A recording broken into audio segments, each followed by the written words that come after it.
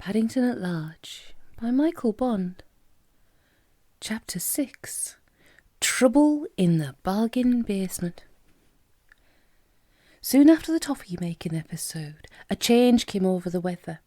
The air suddenly became crisper, and often in the mornings a thin film of ice covered the windows with a pattern of tiny ferns, so that Paddington had to breathe quite heavily on his panes before he could see into the garden.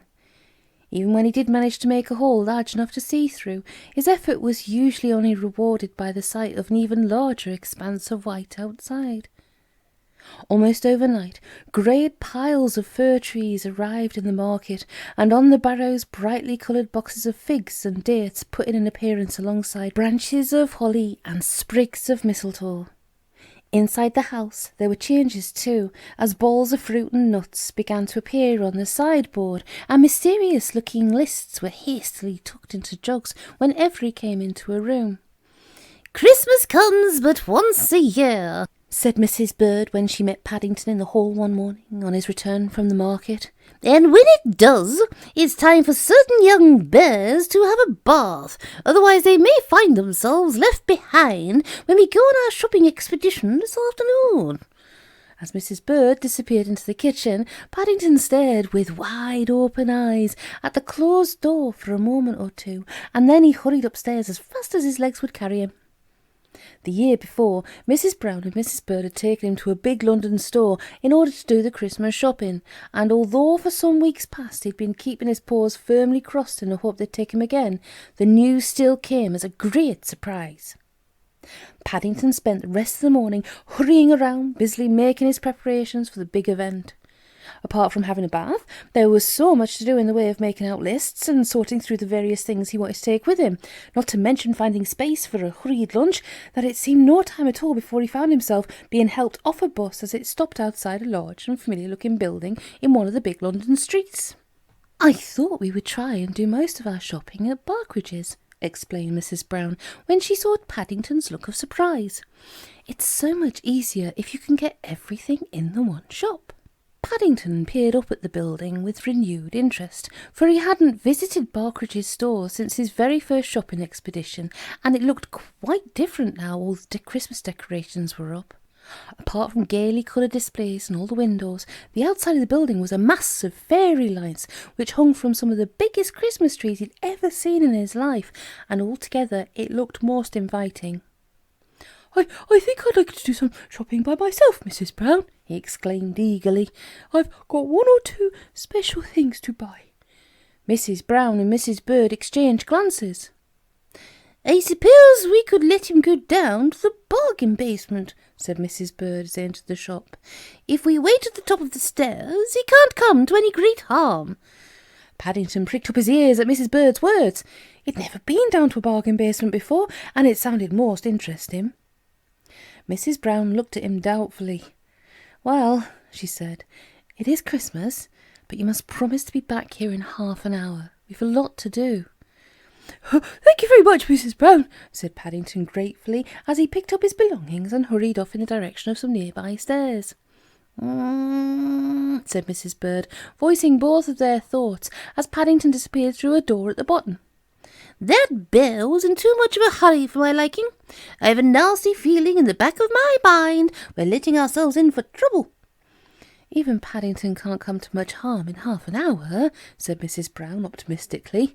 "Not with shopping to do." "If he gets as far as the shopping," said Mrs. Bird darkly. Unaware of the way he was being discussed, Paddington stood for a moment blinking happily in the bright lights of the bargain basement. If anything, it was even more crowded than the upstairs had been, and there was so much to see it was difficult to take it all in one glance. In front of him there was a big signpost with arrows pointing the way to the various departments, and after studying it for a moment or two, he decided to investigate the one marked Kitchen and Household. Apart from the fact that he felt sure the household department of a big store like Barkridge's would be bound to have something suitable for Mrs. Bird's present, he had just caught sight of another interesting notice posted on the wall. It said "This way to the free demonstrations," and it definitely needed looking into.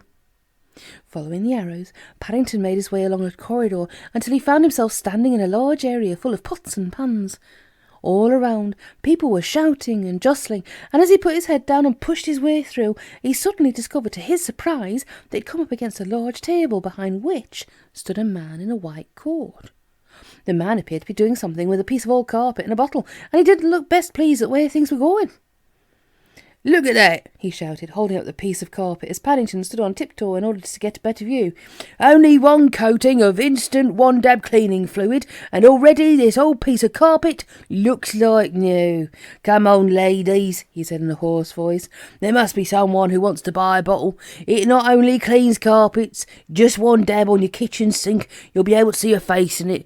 Mirrors, furniture, floors. There's nothing in the world that can't be improved by instant one-dab cleaning fluid. I'm not asking 15 pence for it. I'm not even asking 10 pence. All I want for this giant-size economy bottle is the trifling sum of 7 pence. Pausing for breath, the man looked at the sea of faces in front of him. "Some people can't see a bargain when it's held in front of their nose," he said crossly as no one moved. "Take this piece of stuff here," he continued, as he reached out across the table and picked up a shapeless-looking object which he held up for everyone to see. "You couldn't have anything much dirtier than this. Most of you would probably have thrown it out away years ago, yet I guarantee that with one dab of my cleaning fluid, it will come up good as new." "What?" cried Paddington in alarm as he clambered up on his suitcase. "That's my hat you've got!" "Your hat!" exclaimed the man, dropping it hurriedly. "I beg your pardon, sir. I didn't realise anyone was wearing it. I thought it was one of my old scraps I get off the dustman. I keep a few of them by me for demonstrations, you know." The man's voice trailed away as he caught Paddington's eye. "I was only trying to get rid of your stains," he said lamely. "Get rid of my stains?"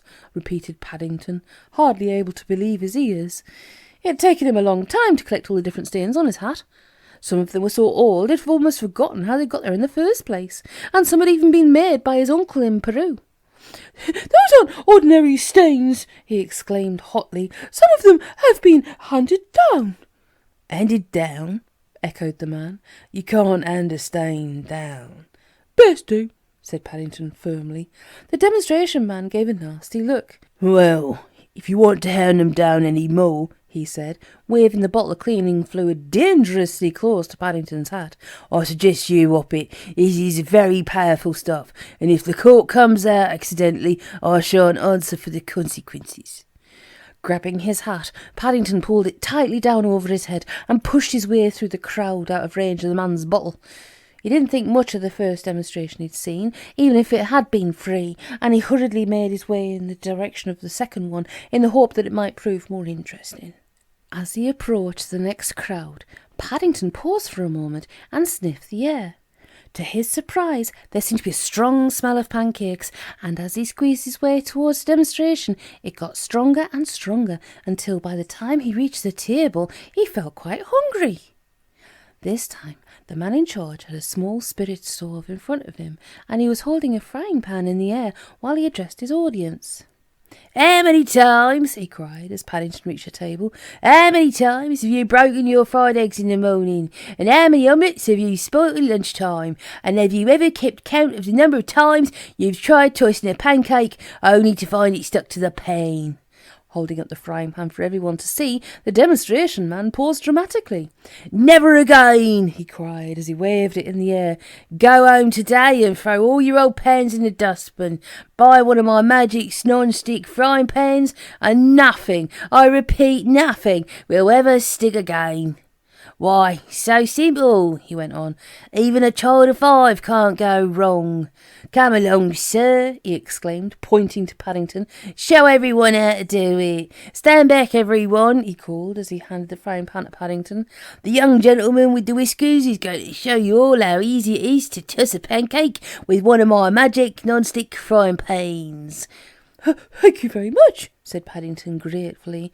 "I might buy one for Mrs. Bird's Christmas present," he explained. "She's always grumbling about her pans." "There you are," said the demonstration man triumphantly.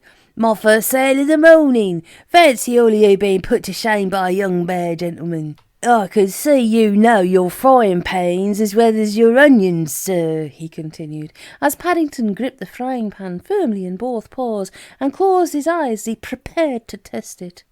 "Now, just a quick flick of the pole, and don't forget to catch Pancake on the way down, otherwise—" Whatever else the man had been about to say was lost as a gasp went up from the audience. "Hiya!" he cried anxiously. "What have you done with it?" "What have I done with it?" said Paddington with interest. He opened his eyes and peered at the empty pan. "That was my demonstration pancake," cried the man, looking all around. "And now it's gone." The problem of where the pancake had disappeared to was suddenly solved as a disturbance broke out at the back of the crowd, and a woman started to push her way towards the front. "My best hat!" she exclaimed, "covered in pancake mixture." "Never mind your hat," cried someone else. "What about my coat?" As more and more voices joined in the uproar, Paddington decided to take advantage of the confusion. Picking up his suitcase and carrier bag, he hurried out of the household department, casting some extremely anxious glances over his shoulder as he went. He didn't like the look of things at all, and he decided he had quite enough of free demonstrations for one day. It was as he was hurrying in the direction of the stairs and safety that Paddington suddenly stopped in his tracks again and peered up at the wall. In front of him was a large poster which he hadn't noticed before, showing a man in a white beard and a long red coat sitting astride a rocket. But it wasn't so much the picture which caught his eye as the wording underneath. It said, "Trips to the moon! Visit Father Christmas in the moon rocket. Get your free present, 10p return." After the wording, a broad red arrow decorated with holly pointed the way towards a door in front of which stood a group of people. Paddington considered the matter for a moment. 10p seemed very cheap for a trip to the moon, especially as it cost Mrs. Brown almost as much for the three of them on the bus, and they hadn't even been given a present at the end. Although he'd promised Mrs. Brown and Mrs. Bird to stay in the bargain basement, Paddington felt sure they wouldn't mind in the circumstances if he took a short trip. At that moment, the doors opened and the matter was decided for him, as he was caught up in a rush of people all pushing and shoving to get through. In fact, it all happened so quickly, he only just found time to hand his 10p piece to the man in uniform before the doors clanged shut behind him. "Thank you very much," called the man, touching his cap as Paddington was swept past him. "And Merry Christmas to you." Paddington tried to raise his hat in reply, but by that time he was so tightly jammed against the wall at the back that he hardly had room to breathe, let alone move his paws. In fact, he was so squashed that it only took him a moment or two to decide very firmly indeed that he didn't think much of rockets. Apart from the fact that it kept stopping, it was so crowded he couldn't see a thing. And when it did finally reach the top of its travel, even more people pushed their way in before he had a chance to clamber out, and it started to fall back down again without his having so much as caught a glimpse of Father Christmas. Altogether, Paddington wasn't sorry when he heard the man in charge announce the fact that they were back in the bargain basement again, and it was time to get out. "I'd like my present now, please," he exclaimed as he pushed his way out behind the other passengers. "Your present?" said the man in uniform. "What present?" Paddington gave the man a hard stare. "The one the notice says you get," he explained. The man looked puzzled for a moment, and then his face cleared as Paddington pointed to the poster. You want Father Christmas on the 4th floor," he said. "We don't give presents here. This is the lift, not a rocket." "What?" cried Paddington, nearly falling over backwards with surprise. "This is a lift, but I gave you 10p." "That's right, sir," said the man cheerfully. "Thank you very much. It isn't often we liftmen get a Christmas box." "A Christmas box?" echoed Paddington, his eyes getting larger and larger. "Very kind of you it was," said the liftman. "And now, if you'll excuse me, I have another load to take up." With that he clanged the doors shut, leaving Paddington fixed to the spot as if he'd been turned into a pillar of stone. He was still rooted to the spot several minutes later when Mrs. Brown and Mrs. Bird came hurrying up, accompanied by an important-looking man in striped trousers. "Where on earth have you been?" cried Mrs. Bird. "We've been looking everywhere for you." "Are you all right?" asked Mrs. Brown anxiously. "You don't look very well." "Oh, I'm all right, thank you, Mrs. Brown," said Paddington vaguely as he recovered himself. "And I haven't been on earth. At least, I have, but I didn't think I had, and it cost me 10p." The rest of Paddington's explanations were lost as the man in striped trousers bounded forward and shook him warmly by the paw. "My dear young bear," he exclaimed, "I'm the floor manager. Allow me to thank you for all you've done." "That's all right," said Paddington, looking most surprised. He raised his hat. "Non-stick frying pans have never been one of our most popular lines," said the floor manager, as he turned to Mrs. Brown. "And as for the cleaning fluid, now look at them both." He waved his hand in the direction of the two large crowds in the distance. "They're both selling like hot cakes. Since this young bear demonstrated the frying pan, our man can't wrap them fast enough. And after our other assistant removed the pancake stains from the customer's clothes, he's been rushed off his feet. Anything that gets a young bear's pancake stain out without leaving a mark must be good. You must let me know if there's anything we could do to repay you," he continued, turning back to Paddington. Paddington thought for a moment. "I was doing some special Christmas shopping," he explained. "Only I'm not sure what I want to buy. It's a bit difficult for bears to see over the edge of the counters."